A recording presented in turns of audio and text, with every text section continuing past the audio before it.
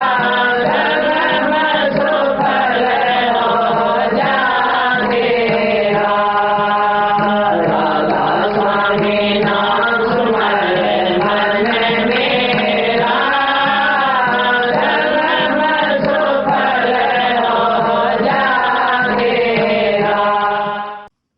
प्रकार के शब्द होते हैं। कोई आदमी का प्रेम जागृत करता है, किसी के सुनने से दया पैदा होती है, किसी के सुनने से बैराग लग जाता है। वाणी वाणी होनी चाहिए, वाणी में संदेश होना चाहिए। जो वाणी संदेश देती है उसकी छाप जो दिल पर पड़ती है वो आदमी के दिल के तारों को झंझना देती है, और उसका जो प्रभाव पड़ता है उसी को अनुसार इंसान बार बार उस पर सोचता है, और बार बार सोचने वाला काम करने के लिए उसको कभी न कभी अवसर मिलता है। क्योंकि जितने भी कार्य किए जाते हैं उनमें सबसे ज्यादा अहम रोल मन का होता है, और मन जैसी संगति करता है, जैसी वाणी सुनता है, जैसे घटनाओं को देखता है। तीन बात कही मैंने, देखना, सुनना और बोलना, संग करना।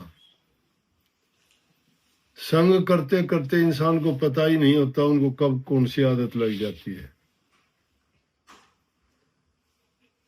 आदमी जिस चीज से कितने भी नफरत करता है, लेकिन जो नहीं करना चाहता और वो काम करने वाले हैं उनमें रहना शुरू कर देता है, तो कभी न कभी उसको ये आदत हो जाती है कि वो अपना उस आदत में ढल जाएगा, ना चाहते हुए भी ढल जाएगा। इसलिए संतों ने कहा कि संगति इंसान की अच्छी होनी चाहिए। बुरी संगति से इंसान को अकेला भी अच्छा बताया है। बुरी आदत इंसान में होगी, अवगुण कोई होगा, निकल जाएगा, लेकिन संगति जिस इंसान की बुरी होगी वो कभी नहीं सुधरेगा। क्यों? जितना उसको हटाने की वो कोशिश करेगा उतना ही संगति का रंग वापस उस पर चढ़ता चला जाएगा। जैसा आदमी पानी पीता है वैसी वाणी बोलता है, जैसा संगति होती है वैसी उसकी रंगति हो जाती है। तो इसलिए कर्म भी जैसा करता है वैसा ही उसको परिणाम मिलता, वैसा ही उसको काटना पड़ता है।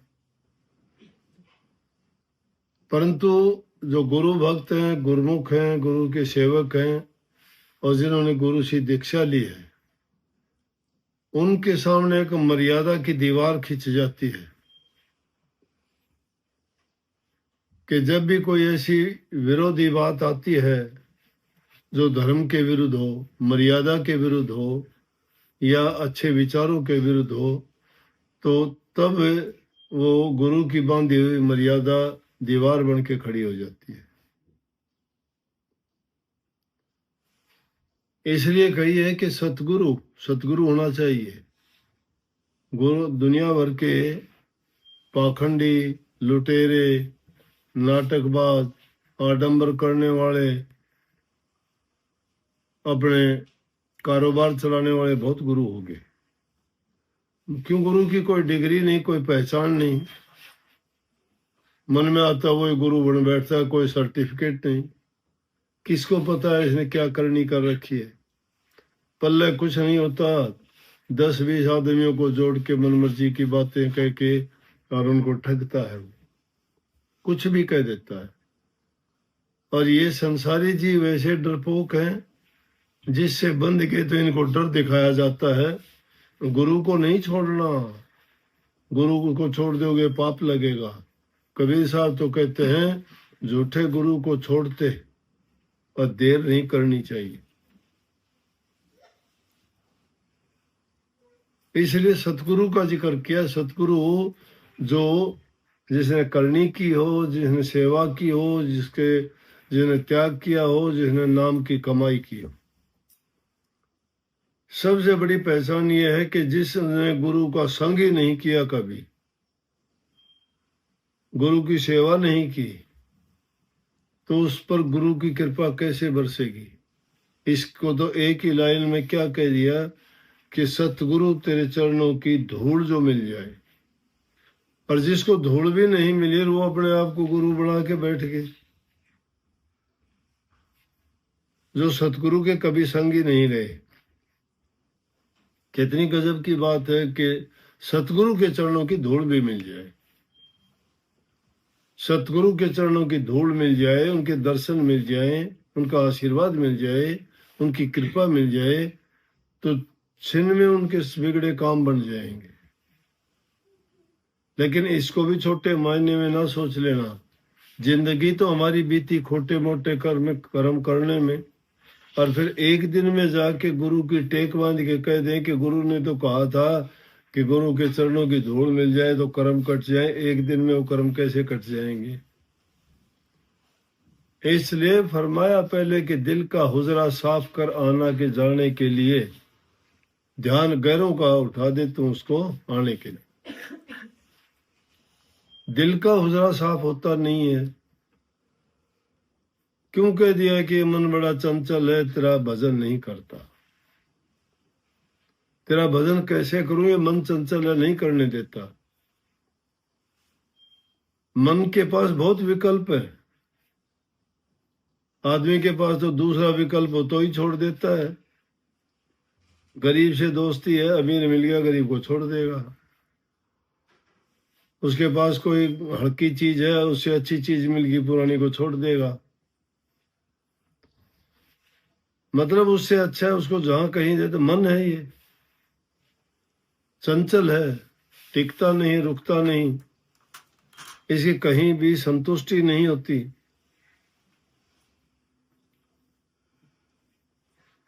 लेकिन गुरु के चरणों में अगर लगा दिया तो मन रुक जाएगा। क्यों? गुरु हमारे मन से शक्तिशाली है। मन के सामने कोई नहीं ठहर पाया, कोई भी नहीं ठहर पाया। बड़े बड़े योगी, तपी, सन्यासी, सब इसने मन में धर के मारे। नारद जैसे ऋषियों का क्या हाल हुआ, बंदर का मुंह बना दिया। पराशर ऋषि जैसे का क्या हुआ, कितना गलत कर बैठा मन के कारण। पूरी जिंदगी का तप किया हुआ इस मन ने थोड़े से टाइम में बर्बाद कर दिया। कहते हैं पराशर ऋषि तप करके कहीं जंगल से वापिस आ रहे थे,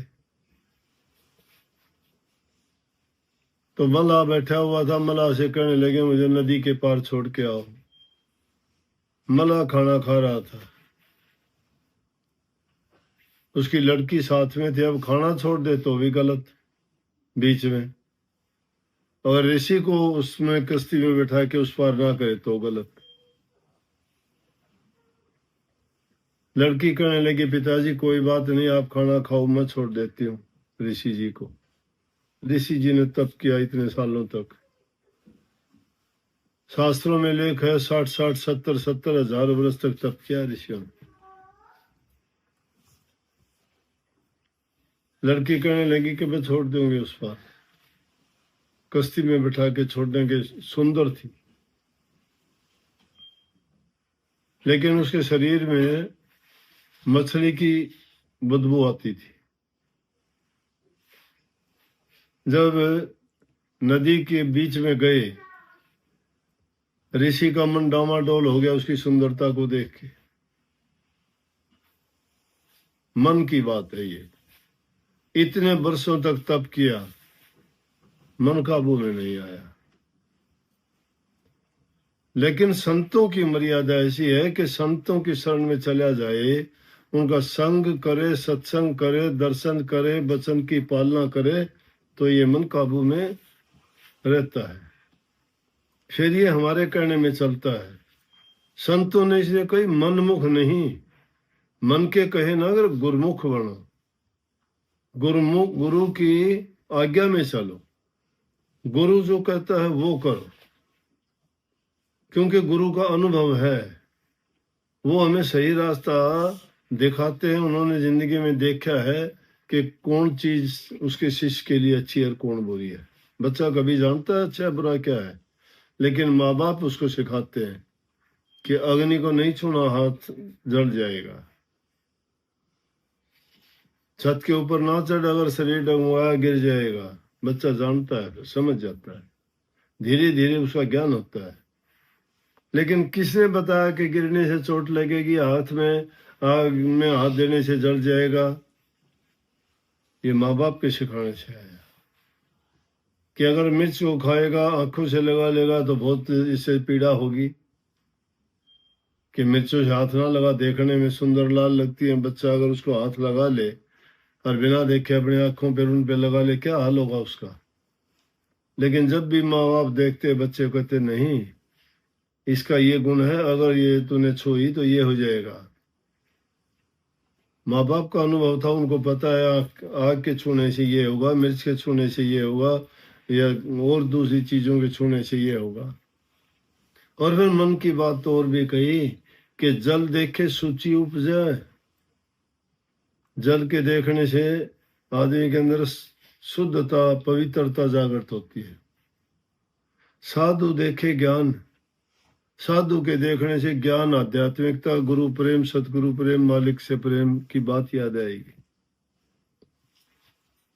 माया देखे लोभ उपजेगा, माया देखने से लोभ होगा। इसके पास कार है, मेरे पास कार होनी चाहिए, इसके पास ये मोटरसाइकिल है, मेरे पास ये होना चाहिए। ये मन के खेल है, ये मन नहीं टिकता। ऋषि ने देखा, मंडावा डोल हो गया सुंदर स्त्री को देख के। कभी स्त्री की चाहती नहीं थी मन में, और अपने मन के ख्यालात जाहिर कर दिए उस लड़की के सामने। कहने लगे, ऋषि जी आपने इतना तप किया है, क्या सोचते हो आप? मेरे शरीर से मछली की बदबू आती है, इसलिए आप मुझे छुओ ना। बोला कोई नहीं, मैंने तप किया, मेरे अंदर ये शक्ति है, मैं आपके अंदर खुशबू कर दूंगा। इतने साल तप किया हुआ, मन के कहे के कारण उसके शरीर में खुशबू कर दो। बोले कि गलत काम करते हैं तो देखो, ये सब देखते हैं। बोला कौन देखता? बोले आकाश देखता है, ये जल देखता है, पानी का कुर्ला किया और धुंध पैदा कर दी। बोला क्या अब हम किसी को दिखाई नहीं देते? उस मन के कहे के कारण इतने वर्ष तक तप करने वाले ने मन को 1 मिनट में मारा, धड़ाम दे गया। इसीलिए कही कि साध का खेल तो विकट वेड़ा, जति सती सूर की चाल आ गए। सूर घमसान है पल 2 4 का, सती घमसान पल 1 लाख है। साध संग्राम है रैन दिन जूझना, दे पर्यंत का काम भाई। कहे कबीर टुक बाग ढीली करे। तो ये मन आकाश से जमीन पर धड़ाम दे गया। सब कुछ से काबू कर सकता, मन को काबू करना बड़ा मुश्किल। इसलिए असमर्थता जाहिर की है कि ये मन बड़ा चंचल है, कैसे मैं भजन करूं। जितना इसे समझाऊं मानता नहीं। ऋषि के मन में भी आई होगी कि गलत करता हूं ना, लेकिन सारा तप और वो सब कुछ भंग मन ने करवा दिया। इसलिए इस मन पर रोक लगाने के लिए हमें वो ओट चाहिए, मर्यादा में बंधना चाहिए। गुरु का वचन ये नहीं है कि गुरु का, अब गुरु तो कितनी बातें बताता है। जो गुरु सीधा ही कह दिया कि ये नाम है, ये मंत्र है, जपया करो, उससे कल्याण नहीं हो जाता। अगर किसी तिजोरी को उसमें तुम माया धन दौलत बंद करके और ताला बंद करके चाबी लेके कह देते हो ये इसमें धन है, ये तेरा हो गया, चाबी है नहीं, खोलना जानता नहीं, उस धन का क्या करेगा वो। इसलिए संतों ने कही भीखन भूखा को नहीं, सब के पल्ले लाल गांठ खोल पर क्या नहीं, इस विध भय कंगाल। हमारे सबके पास वो दौलत है, शक्ति है, लेकिन क्योंकि गुरु ने किसी को चाबी दे दी, उसने तो खोल के निकाल लिया। जिसके पास वो चाबी नहीं है वो डोलता फिर वो, उसको नहीं पता क्या है। इसलिए गुरु का कहना क्या है कि हरदम उस मालिक की याद बनाए रखो। जब उनको तुम साक्षी रखोगे, बड़ी से बड़ी बाधा को पार कर जाओगे, बड़ी से बड़ी मुसीबत तुम्हारे लिए आसान हो जाएगी। कुछ नहीं, एक चीज को सोच के हम बहुत बड़ी समस्या बना लेते हैं, लेकिन सोचने से नहीं, चिंता ना करो, चिंता से तो खराबी होगी, चिंतन करो, चिंतन करने से समाधान निकलेगा उसका। और जब सतगुरु के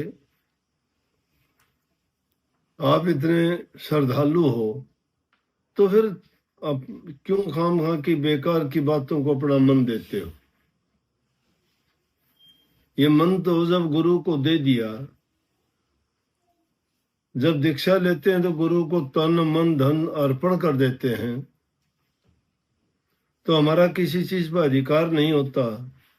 और फिर अगर हम मन मुक्ता करते हैं अपने कहे अनुसार, अपने स्वाद के अनुसार, अपने लालच के अनुसार, अपने स्वार्थ के अनुसार, या जो हमारा मन चाहता है उसके अनुसार काम करते जाते हैं, तो हमने गुरु को कुछ नहीं दिया, ना गुरु से कुछ लिया।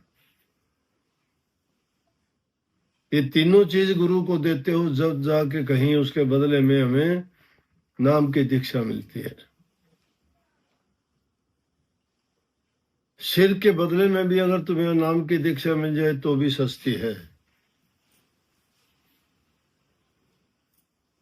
मतलब सब कुछ देने के बाद भी,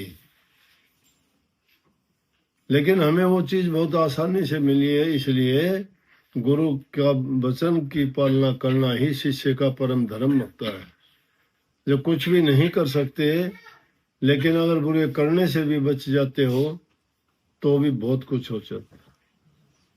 तुलसी साहब ने कही है, रे मन भला ना कर सके तो बुरे पंथ मत जा, अमृत फल चाखे नहीं तो विष फल काहे खा। अगर तुम अमृत फल नहीं चख सकते, खा सकते, तो विष फल क्यों खाते हो। कोई नहीं कहता आपका भला करो, अच्छा करो, ये करो, वो ना करो, किसी का भी कोई जरूरत नहीं करने की, लेकिन बुरा ना करो, बुरा करने से बच जाओ। बुरा करने से बच जाओगे तो बच ही अच्छा जाएगा, फिर बुरा रहता ही नहीं है। इसलिए अच्छा करोगे, संतुष्टि होगी तुम्हें अपने मन में कि मैंने नेक काम किया है, किसी को तकलीफ नहीं दी। और जिसके लिए तुम अच्छा कर देते हो तो उससे तुम्हें दुआ मिलती है। अगर किसी के कोई प्यासा है और ऐसी जगह है उसके प्राण निकलते हैं पानी के बिना, और तुम उसे पानी दे देते तो आपने उसको प्राण दे दिए, जीवन दे दिया। और वो जो उस पानी को पी के उसको कितनी शांति मिलती है, तो वो आदमी कहता है परमात्मा तेरा भला करे। दुआ उसके हृदय से निकली है, वो दुआ फलीभूत होगी, आपको आपके लाखों पापों को दूर कर देगी। एक छोटा सा नेक काम, पुण्य किया हुआ, किसी पर दया की हुई, किसी की सेवा की हुई, व्यर्था नहीं जाती कभी भी। और माँ बाप की अगर तुम सेवा कर देते हो, माँ बाप की अगर तुम प्रेम से उनसे बात करते हो, उनकी संभाल करते हो, समय पर उसको उनको जरूरत की चीज अगर देते हो, तो माँ बाप जो तुम्हारे लिए दुआ करते हैं, हमारी तो परंपरा रही है। खुद भूखी रह के भी माँ बच्चों को खाना खिलाती है, पास बैठ के खिलाती है, उसकी दृष्टि उस पर होती है। बचपन में देखते थे, दूध नहीं पीते थे हम, तो माता जी ये कह के हमें कहा करती कि बेटा पी ले, तेरी चोटी बदती है। चोटी बदना कोई ताकत थोड़ी है, चोटी बदना कोई शक्ति थोड़ी है, लेकिन चोटी बदलने का उसको क्यों झांसा देती थी कि उसको ये एहसास कराती थी कि चोटी बदलने तू बड़ा बनता है, और उसको भी नहीं पता चोटी बढ़ने से तुझे क्या लाभ मिलेगा। तो माता जब अपनी दृष्टि बच्चे पे रखती है तो उसके 90% तो रोग और बीमारी भी दूर हो जाती है। छोटे बच्चे को बुखार चढ़ता है, अपनी छाती पर लेटा लेती है, बच्चे का बुखार गायब हो जाता है। उसके पेट में, सिर में कहीं पीड़ा होती है, अगर वो प्रेम से उसका सिर सहलाती है, सब रोगों से मुक्ति दिला देती है। माँ की जब दृष्टि में इतनी शक्ति है, कहाँ से आती है? दिल से आती है। वो सबके पास वो शक्ति है, लेकिन हम उस शक्ति को एकाग्र नहीं कर पाते। हमारी शक्ति इस मन के कहने से बिखरी हुई है। मन एक को नहीं दे रखा, लाखों को दे रखा हमने, लेकिन माँ ने तो उसी को दे रखा है। पहले वो अपने पति को देती है, फिर अपने संतान को देती है। इसीलिए पतिव्रता स्त्री जो होती थी उसमें भी वही शक्ति होती थी, और फिर वही जो अपने संतान के ऊपर उनको प्यार बरसाती है, तो उनको अपनी दृष्टि से, अपने ख्यालात से, अपने विचार से उसी प्रकार से पालन पोषण करती है जैसे कछुआ रहता जल में है, अंडे बार देता है जमीन में, और जाके पानी में से ही अपनी दृष्टि और मन से, ख्यालात से उन अंडों में बच्चों को पका देता है, और जब पूरे हो जाते हैं तो जाके बाहर निकाल के उनको समुद्र का रास्ता दिखा देता है। पानी का चीजें हैं, सकल पदार्थ है जगमा ही, कर्म ही नर पावत नहीं। ये सारी चीजें संसार में हैं, लेकिन हमारी दृष्टि में नहीं है। क्यों नहीं है? हम उन चीजों की तलाश में नहीं, हम माया के गुलाम बन गए, उसके खेल में फंस गए, काल के खेल में फंस गए, अपने लालच और स्वार्थ में बह गए। दृष्टि नहीं, कुदृष्टि हो गई हमारी। समदृष्टि भी नहीं रखी। अगर समदृष्टि भी हो जाए तो भी बहुत कुछ है। समदृष्टि समान रूप से सबको देखे, उस परमात्मा की बनाई हुई सब जीव जंतु पशु पक्षियों को एक ही नजर से देखे। भक्ति का मार्ग इतना कठिन नहीं है, भक्ति का मार्ग तो बहुत सरल है। पहले इंसान का चरित्र ऊंचा होना चाहिए, उसके आदर्श होने चाहिए, उसके पवित्रता के गुण होने चाहिए, उसका हृदय शुद्ध होना चाहिए, उसमें प्रेम की, त्याग की, सेवा की भावना होनी चाहिए। ये जब उसके दिल में पैदा हो जाएंगे ना, भक्ति तो अपने आप ही उस देखते ही देखते बन जाएगी। खेल एक दिन का नहीं है, बह जाते हैं। जब बात सुनते हैं तब तो मन में पैदा होता है कि हाँ हमें ऐसा करना चाहिए, लेकिन बाहर निकलते क्योंकि हवा बह रही है, वो माया की है। ये दुनियादारी में इन चीजों की अहमियत नहीं है। लोग कहते हैं ना क्या है, ये दुनिया हमारे लिए बनी, खाओ पियो ऐश करो। कुदरत ने जो नियम बनाए हैं, हर चीज नियम से बंधी हुई है। एक इंसान नियम तोड़ता है और कोई नहीं तोड़ता। सूरज अपना नियम नहीं तोड़ता, पूर्व में उगता है, पश्चिम में छिपता है। दिनों की हेरा फेरी नहीं होने देता, 24 घंटे में पूरा अपना काम करता है। 365 दिन में पूरा ये चक्कर पृथ्वी लगाती है सूर्य का। ऋतुएं बदलती हैं, टाइम के अनुसार बदलती हैं, टाइम के अनुसार फसल होती है, फल होते हैं, मौसम आते हैं, बरसात होती है, धूप निकलती है, सर्दी गर्मी, सब कुछ समय के अनुसार होता है। इंसान का किसी चीज का समय है? ना सोने का समय, ना खाने का समय, ना ध्यान का समय, ना अभ्यास का समय। अगर वो समय के अनुसार हो तो संतान में कमी होगी क्या? उन माताओं ने जो ऐसी संतान पैदा की थी, अभिमन्यु ने चक्रव्यूह का किला पेट में सीख लिया। इसलिए शुद्ध भावना, शुद्ध विचार और शुद्ध पवित्र जो ख्याल इंसान के होते हैं वो वैसा ही अपने संतान को, बच्चों को और आसपास के वातावरण को, मिलने जुलने वालों को, उनको बदल देता है। लेकिन हम खुद नहीं बदलते तो दूसरों को कैसे बदलेंगे? लेकिन कई बार ये जरूरी नहीं होता कि उन्हीं के ऐसे सत्संगियों के बीच में भी, नेक इंसानों के घर में भी ऐसे बच्चे भी पैदा हो जाते हैं, क्योंकि वो अपने संस्कार पिछले जन्मों के भी कुछ लेके आते हैं। परंतु अगर वो भी लगे रहे सत्संग में, गुरु की शरण में, तो कभी न कभी उनका भी सुधार और कल्याण हो जाता है। परंतु जो गुरु को पीठ ही दे देंगे, उनके लिए क्या, कैसे संभव होगा वो? इसलिए गुरु के सन्मुख होके और गुरुमुख बन के जो इंसान कार्य करता है, गुरु के वचन की पालना करता है, उसकी हानि कभी नहीं होती, वो आगे आगे बढ़ता जाता है।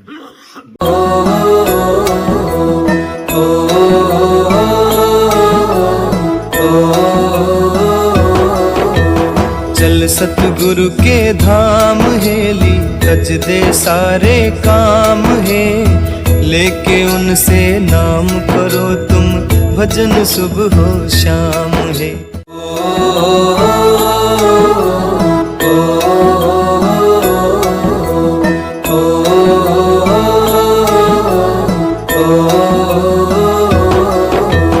चल सतगुरु के धाम हेली, तज दे सारे काम है, लेके उनसे नाम करो तुम, भजन सुबह हो शाम है।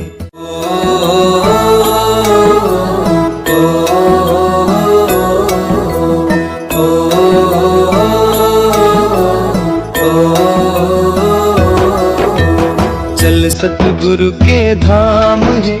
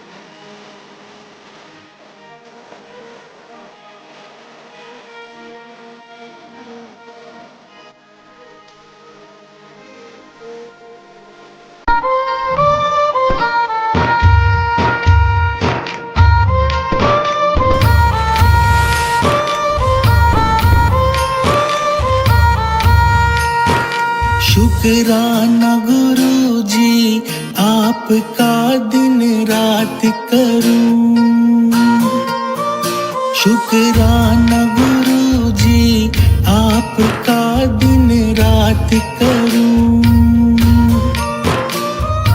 हर पल रखते दया हाथ सिर, हर पल रखते दया हाथ सिर, कोटि नमन करूं।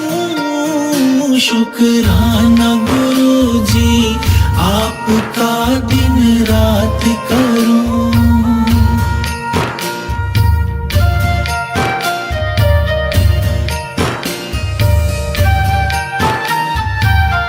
मैं तो हूँ अज्ञानी गुरुवर, काल ने बड़ा सताया जी, सोए भाग मेरे जाग गए, आप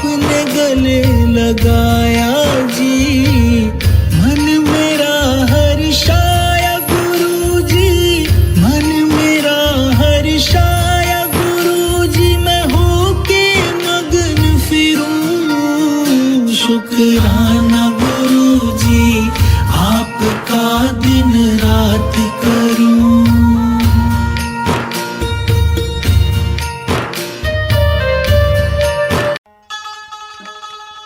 हाँ,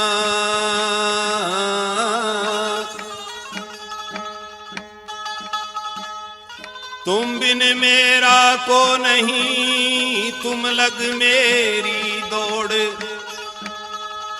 जैसे कागज हाज का सूझे और न ठोर जी।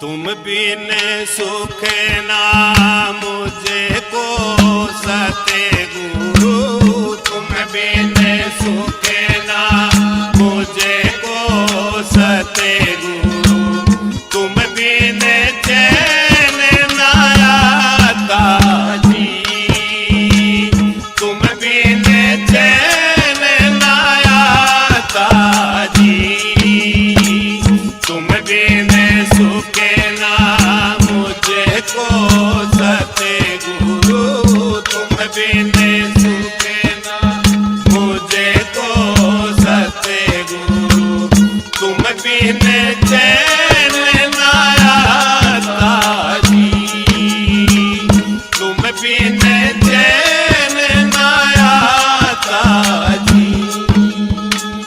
हर दम तेरी याद सतावे, रूप रम्या मेरी आँखां जी।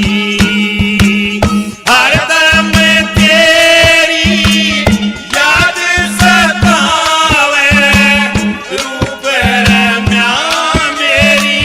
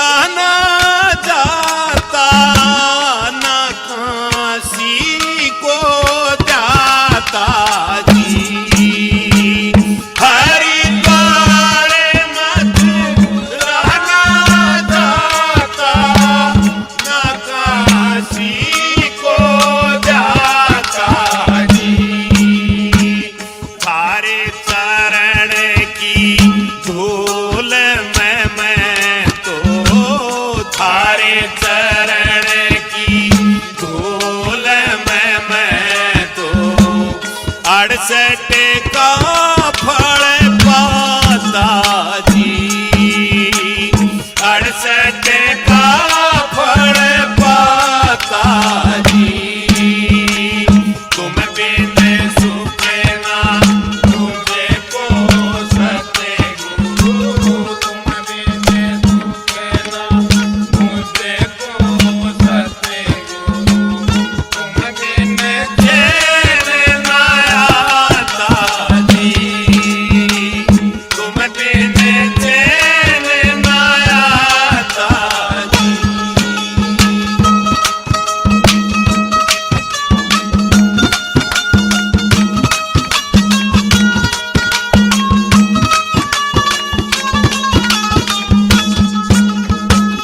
जब तक योगी त्यागे ना, मंदिरी फूल चढ़ाता जी।